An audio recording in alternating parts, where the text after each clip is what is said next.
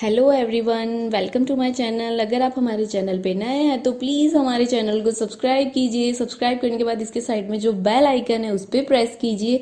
यहाँ आपको ऑल का ऑप्शन मिलेगा, उस पर सेलेक्ट कीजिए सो दैट हमारे नए वीडियोस की अपडेट आपको मिलती रहेगी। हमारे वीडियोस देखने के बाद उन्हें लाइक कीजिए, शेयर कीजिए सभी के साथ। शेयर करने के बाद प्लीज़ नीचे जाके कमेंट करके बताइए कि आपको हमारे वीडियोस कैसे लगे। Thank you so much. Good morning बच्चों। आज हम इंग्लिश ग्रामर में बहुत ही इम्पॉर्टेंट टॉपिक पढ़ेंगे जिसका नाम है आर्टिकल्स। ठीक है, हम सभी जानते हैं हमारे इंग्लिश में कितने आर्टिकल्स होते हैं? 3 होते हैं। कौन कौन से होते हैं? ए, एन एंड दी। ठीक है, हम ये भी जानते हैं, मेरे पहले की वीडियो में मैंने डाला है कि वोवल्स कितने होते हैं, कॉन्सोनेंट्स कितने होते हैं। ठीक है, तो एक बार और देख लेते हैं कितने वोवल्स होते हैं, मतलब स्वर 5 होते हैं और व्यंजन कितने होते हैं? 21 होते हैं। हमारे इंग्लिश अल्फ़ाबेट में 26 लेटर्स होते हैं। ठीक है, अब हम देखते हैं आर्टिकल्स। आर्टिकल ये इतना इम्पॉर्टेंट टॉपिक है कि हमारे इंग्लिश के हर सेंटेंस में इसका यूज़ होता है। ठीक है, चलिए इसको देखते हैं, इसका सही यूज़ कैसे किया जाता है। ओके, आर्टिकल 3 टाइप्स के होते हैं। ठीक है, ये ए, एन एंड द जो होता है इसको भी 2 पार्ट्स में डिवाइड किया जाता है। कैसे? Article 2 types of articles. ठीक है, फर्स्ट पार्ट क्या है? Indefinite articles. Then second parts क्या है? Definite articles. Okay, indefinite articles में किसका समावेश होता है? ए एंड एन का। Okay, and then definite articles में द का समावेश होता है। इनडेफिनिट को बोलते हैं अनिश्चित, जो निश्चित ना हो उसे क्या बोलते हैं? अनिश्चित बोलते हैं। तो अनिश्चित आर्टिकल्स। ठीक है, और डेफिनिट को क्या बोलते हैं? निश्चित आर्टिकल्स। ठीक है, तो ये इनडेफिनिट आर्टिकल्स किसे कहते हैं? ठीक है, इसको क्या बोलते हैं? तो इनडेफिनिट आर्टिकल्स मीन्स वो होता है जिस व्यक्ति, वस्तु या स्थान के बारे में हमें पहले से पता हो। ठीक है, जिसके बारे में हमें पहले से कुछ भी पता नहीं हो उसे हम बोलते हैं इनडेफिनिट, मतलब अनिश्चित, जो एकाएक होती है। ठीक है, जिसके बारे में हम पहले जानकारी हासिल नहीं किए होते हैं उसे हम इनडेफिनिट आर्टिकल्स बोलते हैं। ठीक है, डेफिनिट आर्टिकल मीन्स क्या? डेफिनिट आर्टिकल मीन्स जिस व्यक्ति हो, स्थान हो या कोई वस्तु हो उसके बारे में हम पहले से जानकारी हासिल किए हो उसे हम बोलते हैं डेफिनिट आर्टिकल्स। ठीक है, जैसे व्यक्ति, वस्तु या कोई स्थान हो के बारे में पहले से हमें जानकारी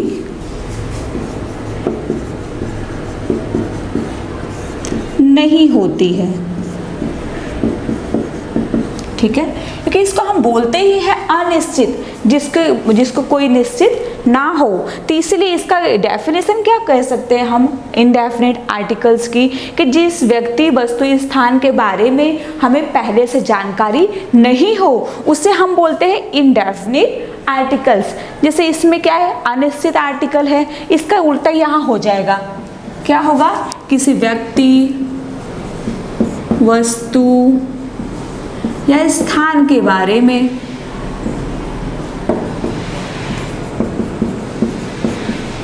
क्या हो? पहले से जानकारी हो। ओके, इसमें क्या होता है? पहले से जानकारी नहीं होती है, इसमें से पहले जानकारी होती है। फॉर एग्जाम्पल हम एक देख लेते हैं, जैसे हमारे घर में कोई मेहमान आते हैं। ओके, मेहमान आते हैं, हम जैसे पहचान रहे हैं हम, तो डायरेक्ट मम्मी पापा क्या बोलेंगे?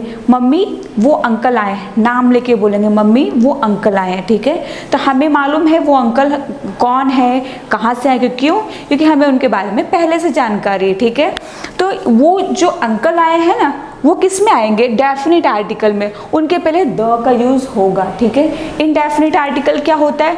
जैसे कोई अनजाना व्यक्ति, अपरिचित व्यक्ति हमारे घर एंटर कर रहा है, तो क्या बोलेंगे? हम देखेंगे उसको और घर में जाके क्या बोलेंगे? मम्मी या पापा कोई आया है।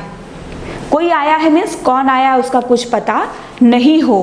तो इस टाइप के जो एग्जाम्पल होते हैं वो कहाँ यूज़ होते हैं, इंडेफिनिट आर्टिकल्स में यूज़ होते हैं।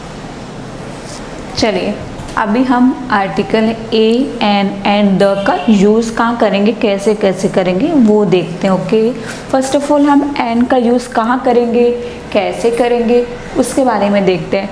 एन का यूज़ देखिए, एन का यूज़ किसी भी वोवल साउंड से शुरू होने वाले शब्दों के पहले किया जाता है। हमने बचपन में भी पढ़ा होगा, हमारे टीचर्स ने पढ़ाया हुआ है। हमारे वोवल्स कितने होते हैं, 5 होते हैं।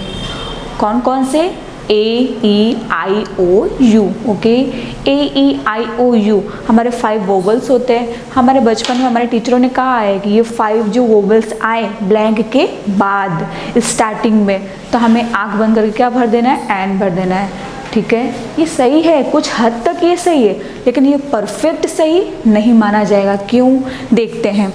जो हमारा वोवल साउंड ब्लैंक के बाद वोवल साउंड मीन्स व्हाट, जैसे एग्जांपल दिया है मैंने, अ आ ई ओ ए ओ अंग अ, ये क्या है, वोवल साउंड है। जो हमारा ब्लैंक, जो हमारी खाली जगह आती है, उसके बाद इनमें से कुछ साउंड करे, जो वर्ड होता है उसका फर्स्ट जो लेटर होता है उसका साउंड इनमें से निकलता हो, तो हमें क्या भरना चाहिए, एन भरना चाहिए। ठीक है, जैसे हम फॉर एग्जांपल देख लेते हैं,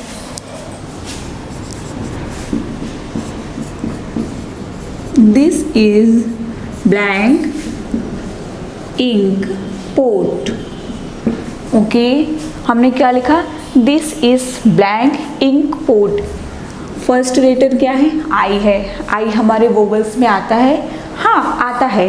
हम इसको साउंड करेंगे, इंक क्या आया, ई आया, बड़ी ई आई, इसमें से साउंड आया ना, इसलिए हम क्या करेंगे, इसमें एन भर देंगे। ठीक है, ये तो हो गया।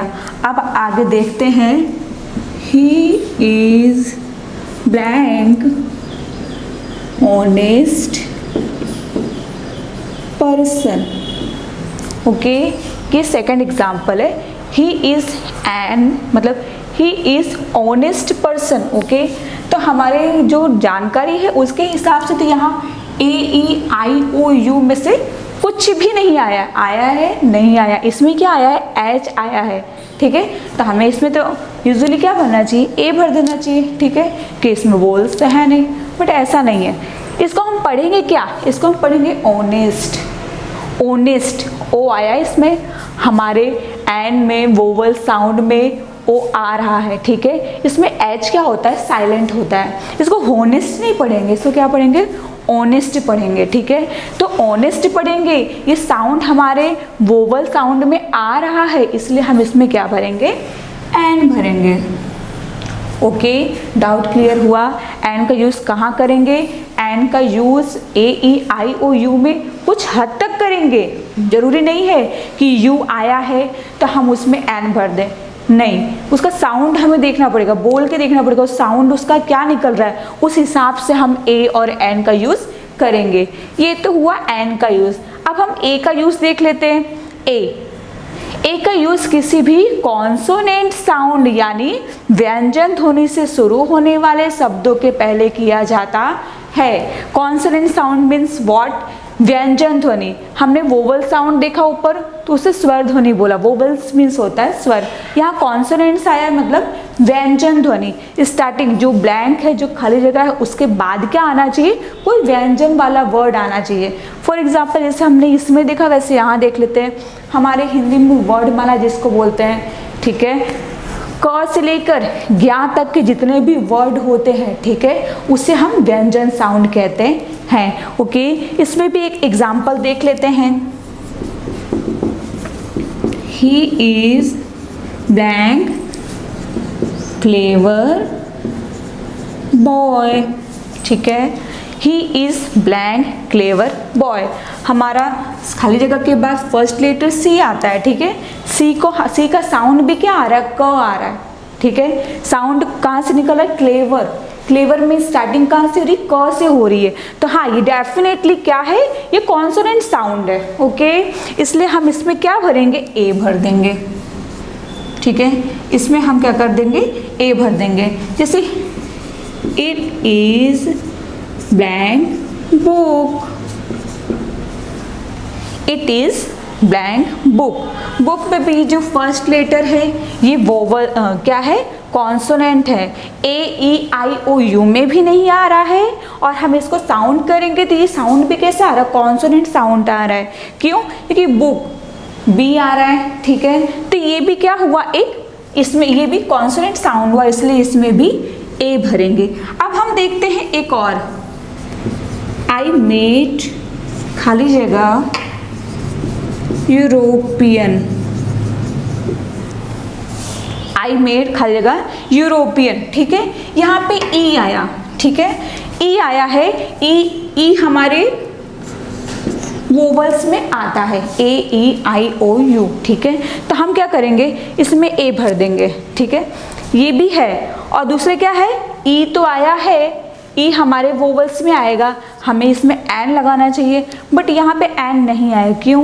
क्योंकि आई मेड यूरोपियन, यहाँ पे ई तो है, ई लगा हुआ है, पर हम इसको साउंड कैसे करेंगे, य करेंगे, यूरोपियन, ठीक है। तो यूरोपियन आया, य आया, इसमें से कोई साउंड आया नहीं आया, हमारे इसमें से साउंड आ रहा है, कॉन्सोनेंट साउंड आ रहा है, इसलिए हम इसमें क्या भरेंगे, एन भरेंगे, ठीक है। ये हुआ हमारा ए और एन का यूज।